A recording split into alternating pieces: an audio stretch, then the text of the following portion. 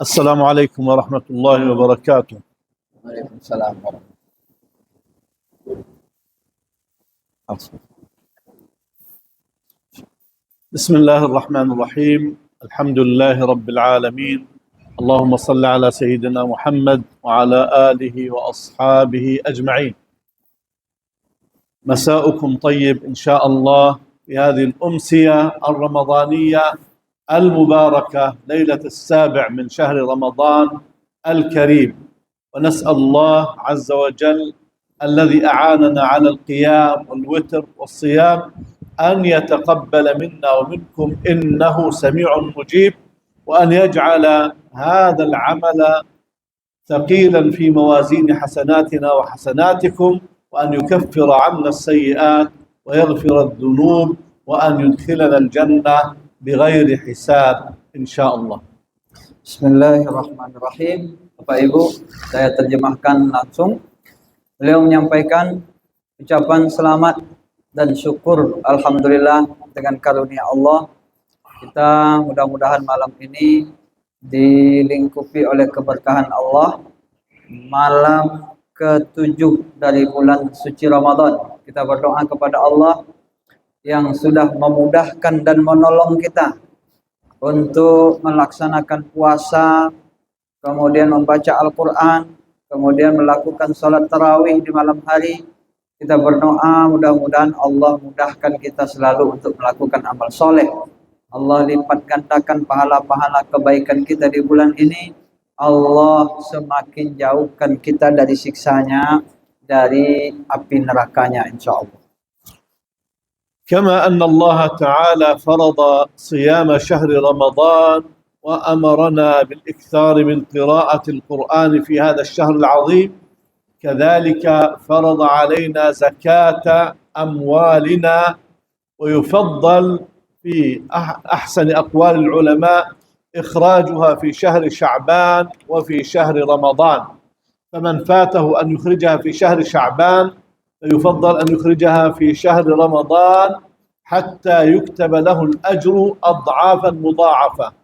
فريضة الزكاة فريضة عظيمة بها صلاح المجتمعات، وبها قيام الشعوب والأمم، وبها التكافل الاجتماعي الذي يصون الناس من عضة الفقر ومن شدة البؤس والحاجة. ولذلك الله سبحانه وتعالى قال عن الزكاة والصدقات والإنفاق: والذين في أموالهم حق معلوم للسائل والمحروم، فجعل الزكاة حقا معلوما للسائل، للمحروم، للمحتاج، للمسكين، كما قال في آية أخرى: والذين في أموالهم حق للسائل والمحروم. فهذا يدل على الحق غير المعلوم، وهو أن تنفق وتتصدق في سبيل الله زيادة على الزكاة. Di bulan Ramadan ini Allah selain memerintahkan kepada kita untuk berpuasa, kemudian memperbanyak membaca ayat-ayat Al-Quran, ada satu lagi amalan yang sangat diutamakan di bulan Ramadan ini, yaitu membayarkan zakat, Bapak Ibu.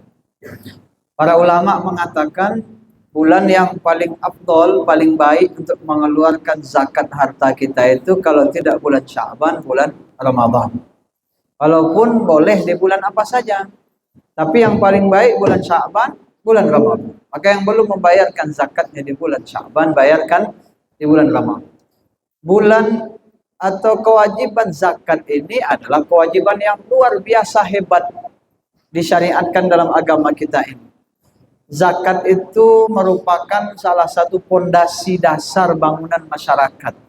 Zakat itu adalah sebuah instrumen untuk membangun sebuah masyarakat. Dengan zakat itu kita bisa mengentaskan kemiskinan, menyelesaikan permasalahan-permasalahan sosial, sehingga memang zakat ini harus menjadi perhatian besar bagi umat Islam. Dengan zakat ini diharapkan berbagai permasalahan diselesaikan. Dan dalam menjelaskan kewajiban zakat ini Allah menerangkan dengan bahasa bahwa orang-orang beriman itu orang-orang yang ada di dalam harta mereka itu hak yang sudah diketahui, yaitu hak orang-orang yang tidak punya, orang-orang miskin, orang-orang yang tidak berdaya. Jadi di dalam harta kita itu ada yang bukan hak kita, tetapi hak orang, hak orang, hak orang lain yang membutuhkan yang wajib kita keluarkan. Artinya kalau tidak kita keluarkan, kita sedang memakan hak orang lain. Sebagaimana di ayat lain juga diterangkan, dan orang-orang di dalam harta mereka ada hak orang-orang yang tidak berpunya, orang-orang miskin dan fakir. Ayat ini menunjukkan bahwa selain zakat juga ada hak-hak yang lain, yaitu hak infak, hak sedekah, wakaf dan segala macamnya selain daripada zakat yang wajib. هذه الزكاة المفروضة على المسلم إذا أداها وقدمها في سبيل الله فإن الله يكتب له أجرا عظيما، وإذا قصر في أدائها وفرط فيها ولم يخرجها من ماله فإنها ستفسد عليه ماله وتمحقه محقا لا يبقى فيه بركة ولا يكفيه، وتعرضه للمصائب وتعرضه للنكبات والحوادث، فلا يدري كيف يذهب ماله ويضيع. ومن جهة أخرى فإنه يوم القيامة محاسب بأن يحمى عليها في نار جهنم ويكوى بها جبينه وجنبه وظهره في يوم كان مقداره 50,000 سنة حتى يرى مصيره بعد ذلك إما إلى جنة وإما إلى نار كما أخبر صلى الله عليه وسلم. Kewajiban zakat ini, Bapak Ibu yang dimuliakan oleh Allah, ini adalah kewajiban yang kalau tidak ditunaikan efeknya di dunia dan di akhirat. Efeknya di dunia akan membuat harta kita kehilangan barokah. Boleh jadi akan langsung hilang atau akan binasa. Paling tidak keberkahannya hilang. Dia ada tapi manfaatnya tidak terasa. Banyak saja caranya Allah mengeluarkan harta itu, dengan jalan-jalan yang menunjukkan harta ini tidak berkah. Ya. Selain di dunia seperti itu, di akhirat lebih berbahaya lagi. Kalau harta itu tidak kita keluarkan zakatnya, infaknya dan sedekah. Dalam Al-Quran dijelaskan orang yang menumpuk-numpuk harta benda. Dalam ayat itu disebutkan az-zahaba wal fiddah, emas, perak dan semua yang lainnya. Kalau tidak dikeluarkan zakatnya, maka nanti di akhirat akan dibuatkan lempengan-lempengan panas yang dipanaskan di api neraka. Harta itu dibuatkan menjadi lempengan dan itu dipanaskan sampai hampir meleleh, lalu disetrikakan di keningnya, di tubuhnya, depan dadanya, di punggungnya sebagai balasan atas kekikirannya menumpuk-numpuk harta dan tidak membagikannya kepada yang berhak untuk menerimanya. والزكاة هذه الفريضة العظيمة التي إذا طبقت في مجتمع لا يبقى فقير واحد. هذه الزكاة الله سبحانه وتعالى جعلها فريضة وتوزع على 8 أصناف من الناس، 8 مصارف: الفقراء والمساكين والعاملون عليها والمؤلفة قلوبهم وفي الرقاب والغارمون وفي سبيل الله وابن السبيل.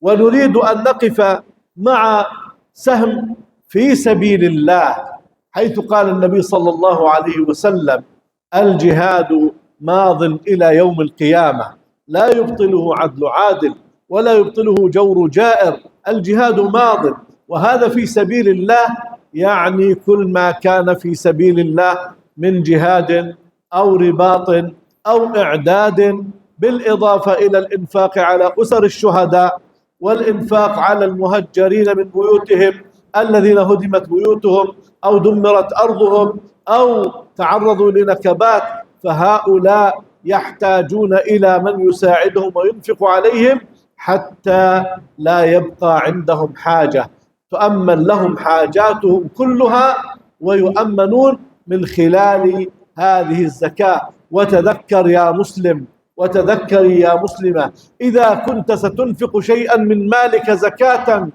فاعلم أن هناك من يبذلون أرواحهم وأجسامهم رخيصة في سبيل الله وبذل النفس أغلى من بذل المال. Zakat ini kalau diterapkan secara tersistem di sebuah masyarakat, di sebuah negara, tidak akan ada orang yang miskin, Bapak. Ya. Dan itu sudah terbukti sepanjang sejarah. Kalau seandainya zakat ini diterapkan, tidak ada orang miskin. Orang miskin akan teratasi kebutuhan-kebutuhannya. Dan tidak ada iri dengki antara si kaya dengan si miskin. Secara umum kita sudah tahu bahwa zakat itu ada 8 asnafnya. Ya. 8 asnaf yang disebutkan oleh Allah, yaitu mulai dari fakir miskin, amil zakat, mu'allaf, orang-orang yang berhutang, orang-orang fisabilillah, orang-orang ibnu sabil, dan seterusnya. Tapi salah satu yang perlu kita perhatikan, dan selama ini mungkin penafsiran kita berbeda-beda tentang itu adalah asnaf fisabilillah, pejuang di jalan Allah, yang pada asalnya itu adalah asnaf untuk orang yang berperang di jalan Allah Subhanahu wa Ta'ala. Walaupun kemudian di negeri kita dimaknai secara lebih luas oleh para ulama kontemporer sebagai penuntut ilmu, guru-guru mengaji, dan seterusnya, mahasiswa-mahasiswa Islam yang menuntut ilmu di dalam maupun di luar negeri, tapi pada dasarnya itu adalah jihad di jalan Allah, mengangkat senjata, yang kalau itu ada maka mereka paling berhak untuk mendapatkan bahagian itu. Dan ada di bumi ini yang masih berkecamuk, yang sedang melakukan itu, ribat, berjuang di jalan Allah, mempertahankan kesucian umat Islam, memang mengorbankan harta, bukan hartanya saja, nyawanya dia korbankan untuk mempertahankan kesucian umat Islam di Palestina, di Al-Quds. Mereka ini adalah pemegang salah satu hak di dalam harta kita yang disebut dengan fisabilillah itu. Kita perlu ingat, kalau ada di antara kita yang menyumbangkan hartanya, mengeluarkan zakatnya dari hartanya, di sana ada orang yang mengeluarkan bukan hartanya, tetapi nyawanya, darahnya, segala yang dia miliki demi mempertahankan kesucian umat Islam. أنا قد أتيتكم من أكناف بيت المقدس من الأرض المقدسة التي بارك الله حولها. هذه الأرض أنا جئتكم من أجل أن أخبركم أن هذه الزكاة تصل إلى إخوانكم وأخواتكم هناك في بيت المقدس وفي فلسطين، تصل إليهم كاملة، وتنفق في مصارفها الصحيحة، وتسد جزءا كبيرا من حاجتهم، فجزاكم الله خيرا، وإخوانكم وأخواتكم يدعون لكم بالبركة في أموالكم، ولكنهم أيضا يخبرونكم إذا كنتم تبذلون المال فإخوانكم هناك يبذلون أرواحهم في سبيل الله، ويدافعون عن المسجد الأقصى وعن بيت المقدس وعن الحرمات والمقدسات، يدافعون عن كل أمة الإسلام من خلال مواجهة اليهود الصهاينة المجرمين الذين عندهم جيش من أقوى جيوش العالم، ولكنه من أحقر الجيوش، يعتدي على النساء وعلى الأطفال ويقتل المدنيين العزل ويفعل كل الجرائم الحربية ولا أحد يحاسب. Bapak Ibu yang dimuliakan oleh Allah, beliau mengatakan, saya datang dari tanah suci Palestina, dari tepi-tepi Masjid Al-Aqsa itu. Beliau berdarah Palestina, sekarang tinggal di Yordania, cuma beberapa kilo dengan perbatasan Al-Quds itu. Beliau menyampaikan, saya datang untuk menyampaikan dan mengabarkan kepada Anda semua, Bapak Ibu, saudara-saudari, bahwa infak, sedekah, zakat yang selama ini dikumpulkan Alhamdulillah saya bersaksi katanya itu semua sampai secara sempurna kepada saudara-saudara Anda di Palestina. Dan itu sangat membantu mereka. Mereka sangat gembira dan bahagia. Mereka mendoakan. Ingat Bapak Ibu, salah satu doa yang paling mustajab kata Nabi itu adalah doa orang yang teraniaya. Dan tidak ada orang yang lebih teraniaya di dunia saat ini melebihi saudara-saudara kita di Palestina. Mereka diinjak-injak, mereka dihinakan, mereka dibunuh, mereka diusir dari rumah mereka hanya karena mereka mengucapkan kalimat la ilaha illallah Muhammadur Rasulullah. Beliau menyampaikan bahwa saudara-saudara kita di Palestina juga ingin menyampaikan pesan. Kami berterima kasih atas semua sumbangan itu. Tapi saudara-saudara kami di Indonesia mesti juga tahu bahwa ketika Anda menyumbangkan harta untuk perjuangan ini, ketika Anda mengeluarkan harta, kami mengeluarkan nyawa kami, darah kami untuk memperjuangkan kehormatan kita semua, kehormatan umat Islam sedunia di hadapan penjajah yang punya pasukan militer salah satu yang paling kuat di dunia. Israel itu diakui, tapi menjadi bala tentara yang paling hina di dunia karena mereka memperkosa kaum perempuan, menginjak-injak anak kecil, memenjarakan orang-orang tua. Mereka menjadi pasukan yang paling hina di hadapan saudara-saudara kita di Palestina itu. إخوانكم وأخواتكم يرابطون ويعتكفون في المسجد الأقصى، ويأتي اليهود الجنود اليهود يدخلون عليهم ويمنعونهم يطردونهم من المسجد حتى لا يسمحوا لهم بالاعتكاف، وهم يرفضون هذا ويستمرون معتكفين، فيمنع عنهم الماء والطعام ويمنع عنهم الكهرباء، ويعني يجبرون على الخروج من الاعتكاف في المسجد الأقصى. إخوانكم وأخواتكم يقولون لا تتأخروا علينا بزكاة أموالكم وبالصدقات والنفقات، لأننا إذا جاءنا المدد من إخواننا المسلمين في شتى أنحاء العالم نستطيع أن نبقى مستمرين وثابتين، أما إذا انقطع عنا مدد إخواننا فإننا لا نستطيع أن نستمر وأن نصبر وأن نرابط، لأنه لا يبقى لدينا شيء، وعندئذ ربما نأكل الجيف ونأكل القاذورات لأنه لم يبقى لدينا شيء نقدمه لأطفالنا وأولادنا. Saudara-saudara kita kaum muslimin di Palestina itu, laki-laki maupun perempuan, itu mereka ribat. Ribat itu artinya berjaga-jaga untuk menjaga Masjidil Aqsa ini. Mereka berusaha selalu harus ada yang berada di dalam Masjidil Aqsa. Di bulan Ramadan ini harus ada yang iktikaf di Masjidil Aqsa. Supaya orang-orang Israel ini tidak berbuat semaunya. Karena kalau ditinggalkan itu masjid, itu bisa dirobohkan segera oleh orang-orang Israel. Karena mereka ingin membangun di atasnya Haikal Sulaiman itu. Maka saudara-saudari kita iktikaf di sana, baca Quran di sana, sholat tarawih di sana, tapi dari waktu ke waktu mereka diusir. Pasukan-pasukan itu dengan sepatunya, dengan kenajisan mereka datang ke masjid itu, menginjak-injak masjid itu, mengusir saudara-saudara kita dari sana. Belum menyampaikan saudara-saudara kita itu menyuarakan kepada kita untuk saudara-saudaranya di seluruh dunia ini, termasuk kita di Indonesia ini, kalau saudara-saudara kami membantu dari luar sana, ada kekuatan yang menambah semangat kami untuk bertahan ini.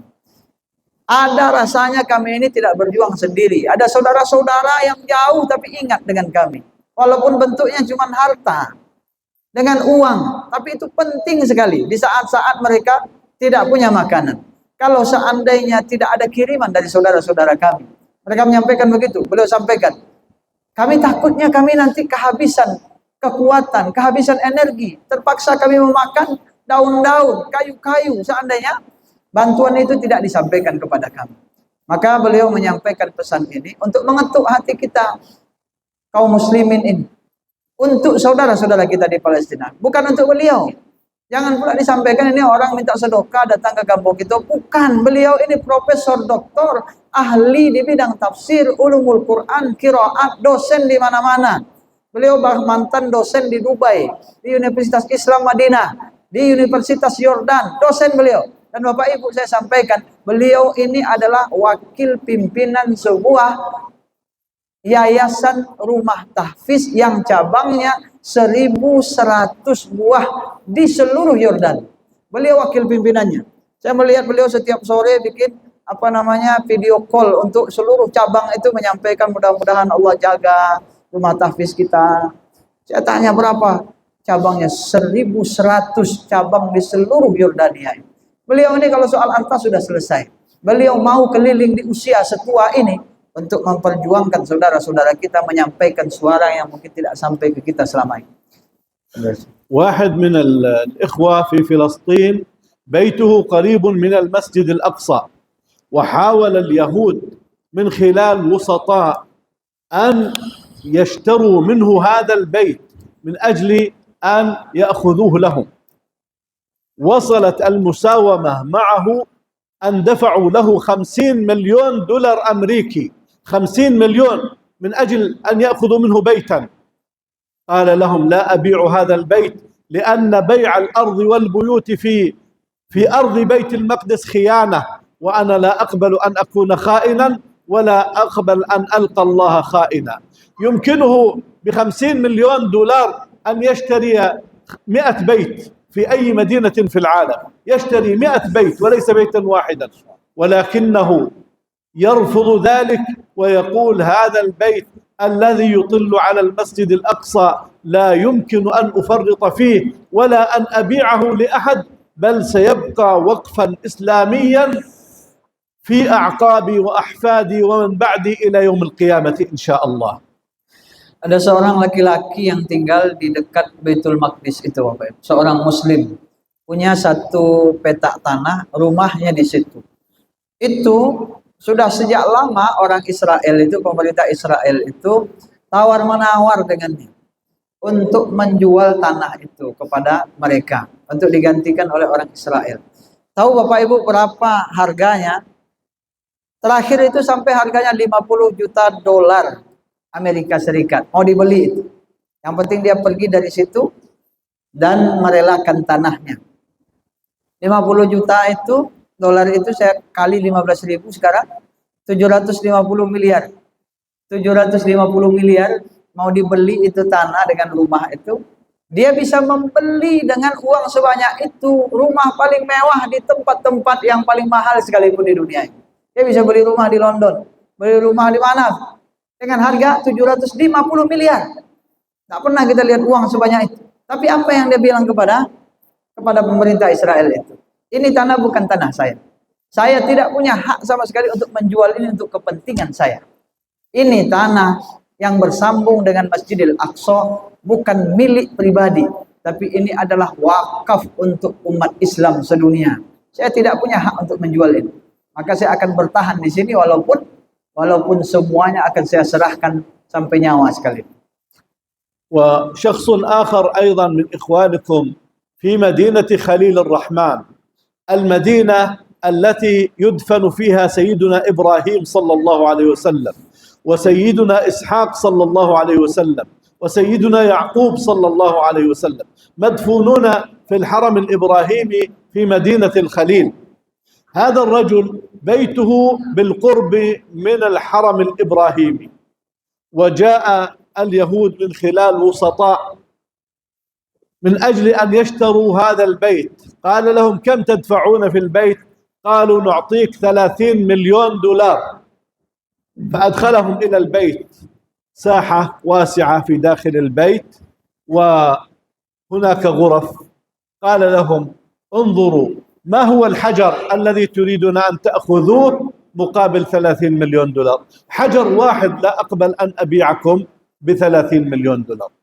ورفض هذا الرجل أن يبيع بيته لأنه بجوار مسجد خليل الرحمن. فإذا كان الإعلام يكذب ويقول إن الفلسطينيين يبيعون بيوتهم، نقول لهم كذبتم.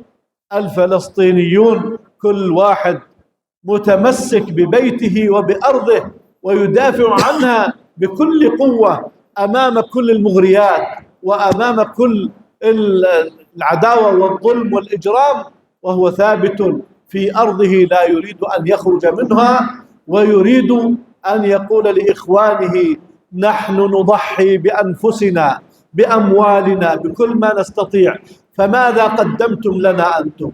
أين مساعدتكم وأين زكاة أموالكم؟ Seorang laki-laki lain tinggal di kota Khalil namanya. Nanti bisa ditengok di internet, Khalilur Rahman namanya aslinya. Itu kota tempat dimakamkannya Nabi Ibrahim alaihissalam, Nabi Ishak dan Nabi Yakub.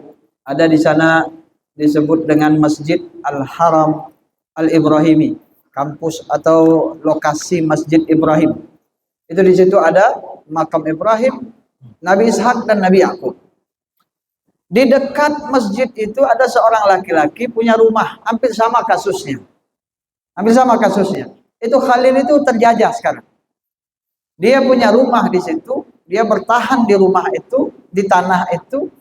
Datang orang Israel melalui ada orang yang negosiatornya datang untuk menawarkan untuk membeli itu. Berapa dia beli? 30 juta US dollar. Saya kalikan lagi tadi dengan harga sekitarnya itu 450 miliar. 450 miliar untuk membeli tanah. Diajaknya masuk orang itu ke lokasi. Ya. Satu butir batu pun dari rumah ini tidak akan aku berikan dengan seharga 30 juta US dollar itu kepada kalian. Saya tidak akan jual ini karena ini bahagian dari haram Ibrahimi. Bagian dari tanah suci yang harus dipertahankan. Mereka ini seakan ingin menyuarakan kepada kita Bapak Ibu bahwa ini yang kami lakukan untuk mempertahankan tanah ini. Jadi kalau ada berita bahwa orang-orang Palestina menjual tanahnya kepada orang Israel, itu bohong medianya. Itu bohong. Mereka bertahan. Mereka menyampaikan kepada kita, kami rela untuk menahan diri dari godaan-godaan ini. Sekian miliar, ratusan miliar kami tahan untuk mempertahankan negeri ini, negeri umat Islam ini. Wakaf para nabi untuk umat Nabi Muhammad ini, kami pertahankan. Lalu berapa yang kita berikan untuk mereka? Lalu kita berhitung untuk memberikan sekian ratus ribu, sekian juta. Padahal kalau mereka mau, mereka bisa menerima itu dari Israel. Ratusan miliar. Tapi mereka menunggu dari kita. Menunggu dari kita. Maka mudah-mudahan Bapak Ibu ini mengetuk kita, mengetuk hati kita. Insya Allah ini membantu saudara-saudara kita. Akan sampai kepada saudara-saudara kita. Kita ini adalah perantara untuk menyampaikan infak, wakaf, zakat, sedekah Bapak Ibu kepada saudara-saudara kita yang bertahan di sana untuk mempertahankan tanah suci kita. عندما يريد المسلم أن ينفق في سبيل الله يأتي الشيطان يقول له لماذا تنفق؟ بيتك أولى وأولادك أحق وزوجتك تحتاج إلى هذا المال. أنت أمامك أعمال كثيرة وتحتاج أن تنفق على هذه الأعمال. أبقي هذا المبلغ معك. يبقى الشيطان يوسوس لك حتى يمنعك من الإنفاق في سبيل الله. الله سبحانه وتعالى يقول الشيطان يعدكم الفقر ويأمركم بالفحشاء والله يعدكم مغفرة منه وفضلا والله واسع عليم. عندما تريد أن تنفق ويأتي الشيطان ويجعلك تتردد، اعلم أن هذا شيطان يريد أن يمنعك من دخول الجنة، يريد أن يمنعك من طاعة الله. فاعص الشيطان واعص النفس والهوى وقدم في سبيل الله وقل يا نفس أريد أن أدخل جنة عرضها السماوات والأرض فلا تحولي بيني وبين دخول الجنة. Apabila seorang mukmin ingin bersedekah, biasanya ini Bapak Ibu beliau sampaikan, biasanya kalau kita sudah mau infak di jalan Allah itu ada saja bisikan-bisikan di telinga kita, di hati kita, kenapa diinfakkan? Rumah kita lebih membutuhkan, anak kita lebih membutuhkan, masa depan kita masih panjang, anak-anak kita membutuhkan uang sekolah, keluarga kita butuh biaya, kenapa diinfakkan? Ini yang disebut dengan bisikan-bisikan yang disebutkan oleh Allah di dalam Al-Quran. Asy-syaitanu ya'idukumul faqra wa ya'murukum bil fahsya. Setan itu salah satu kerjanya yaitu menakut-nakuti kalian bahwa kalian akan bisa jadi jatuh miskin kalau bersedekah. Kalau berinfak kalian nanti miskin. salah satu bisikan setan yang paling berbahaya itu adalah mengancam kalian akan menjadi miskin. Sementara Allah Subhanahu wa taala apa? Wallahu ya'idukum maghfiratan minhu wa fadla. Sementara Allah menjanjikan kepada kalian ampunan dan keluasan karunia-Nya, nikmat-nikmat dan rezeki darinya. Wallahu wasi'un alim. Allah itu maha luas, maha mengetahui. Maka Bapak Ibu yang dimuliakan oleh Allah, beliau sampaikan tugas kita melawan bisikan-bisikan itu. Jangan pernah khawatir miskin dengan berinfak dan bersedekah. Tidak pernah ada harta berkurang karena sedekah. Itu yang bilang adalah Nabi kita, yang kita cintai, yang kita yakini risalahnya. Beliau yang mengatakan tidak akan pernah berkurang harta karena sedekah, malah akan dilipat gandakan oleh Allah Subhanahu wa taala. Maka beliau sampaikan, lawan nafsu itu, lawan bisikan setan itu. Karena sesungguhnya setan itu ingin menghalangi kita untuk masuk ke dalam surga Allah. Katakan kepada setan itu, menyingkirlah, karena aku ingin masuk surga. Tidak ada yang bisa menghalangiku. Termasuk engkau, wahai setan, wahai iblis, wahai nafsu. Tidak bisa menghalangi dengan cara menakut-nakuti aku menjadi miskin hanya karena bersedekah untuk saudara-saudara. الآن نريد أن نرى التنافس في تقديم الزكاة والصدقات ومحاولة التغلب على الشيطان والتغلب على النفس من خلال البذل والإنفاق من خلال مؤسسة KNRP. هذه المؤسسة تقوم بمهمة عظيمة وتجمع هذه الزكاة والصدقات والنفقات وتوصلها إلى المستحقين في أرض فلسطين وفي أرض بيت المقدس مسرى رسول الله صلى الله عليه وسلم. والذي عنده الآن يمكنه أن يقدم في سبيل الله، والذي ليس عنده الآن يمكنه خلال شهر رمضان يتواصل مع العناوين التي في هذه المؤسسة وأرقام الحسابات في البنوك ويقدم ويبتغي بذلك أن ينفق ماله في سبيل الله حتى يضمن أن يكون من الذين لا خوف عليهم ولا هم يحزنون. الذين ينفقون أموالهم في سبيل الله، الذين ينفقون أموالهم بالليل والنهار سرا وعلانية فلهم أجرهم عند ربهم ولا خوف عليهم ولا هم يحزنون. Bapak Ibu, beliau menyampaikan malam ini kita ingin melihat kita semua berperang melawan bisikan-bisikan setan. Kami tahu ini syekh yang ketiga Palestina datang ke masjid ini. Ya. Jadi kalaupun ada mungkin sisa-sisanya lagi. Tapi kita percaya betul bahwa masjid ini, masyarakat kita ini tidak pernah kekurangan orang-orang yang dermawan. Orang-orang yang menyadari bahwa hartanya ada hak saudara-saudaranya di dalam. Maka kita ingin melihat malam ini masjid terakhir insya Allah Syekh ini di Kuantan Singing. Ya. Maka kita ingin berharap betul beliau menyampaikan malam ini kita semua berbagi untuk saudara-saudara kita di Palestina melalui kita di KNRP, Komite Nasional untuk Rakyat Palestina ini yang ada malam ini. Alhamdulillah kita akan buka nanti peluang seluas-luasnya untuk berinfak sebagaimana kemarin juga berinfak untuk Syekh yang pertama dan kedua. Kita juga membuka pada malam ini. Kalau ada malam ini langsung ahlan wa sahlan, kita terima kasih sekali. Kalau tidak ada bisa kita catat namanya, nanti bisa ditransfer.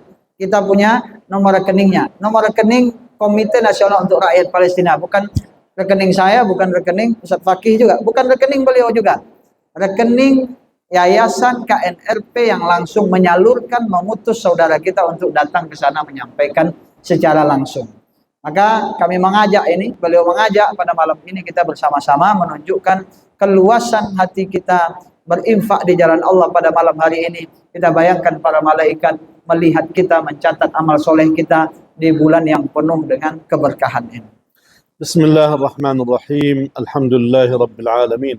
اللهم صل على سيدنا محمد وعلى آله وصحبه وسلم تسليما كثيرا. اللهم اجعل جمعنا هذا جمعا مرحوما واجعل تفرقنا من بعده معصوما ولا تدع فينا ولا بيننا شقيا ولا محروما. اللهم أصلح ذات بيننا وألف بين قلوبنا وفرج الكرب عنا وعن جميع المسلمين وكف عنا وعنهم أيدي الظالمين وأرنا الإسلام عزيزا منصورا وأرنا الإسلام عزيزا منصورا وأرنا الإسلام عزيزا منصورا. اللهم انصر إخواننا المجاهدين والمرابطين وثبت أقدامهم وسدد رميهم وأجب دعاءهم وانصرهم على القوم الكافرين، وأرنا المسجد الأقصى محررا منصورا بإذنك يا رب العالمين، وارزقنا صلاة فيه آمنين مطمئنين مع المجاهدين والمرابطين في سبيلك يا رب العالمين. اللهم أصلح لنا شأننا كله، وأجرنا من خزي الدنيا ومن عذاب الآخرة، واغفر لنا ولوالدينا ولإخواننا وأخواتنا الحاضرين ووالديهم، وللمؤمنين والمؤمنات والمسلمين والمسلمات الأحياء منهم والأموات، إنك سميع قريب مجيب الدعوات. اللهم أعط منفقا خلفا وأعط ممسكا تلفا، اللهم أعط منفقا خلفا وأعط ممسكا تلفا، وقنا شح أنفسنا، واجعلنا من الشاكرين، واجعلنا من المتصدقين، واجعلنا عندك من المقبولين، وأدخلنا الجنة مع المتقين بغير حساب. اللهم آمين آمين آمين. اللهم صل على سيدنا محمد وعلى آله وصحبه. الحمد لله رب العالمين.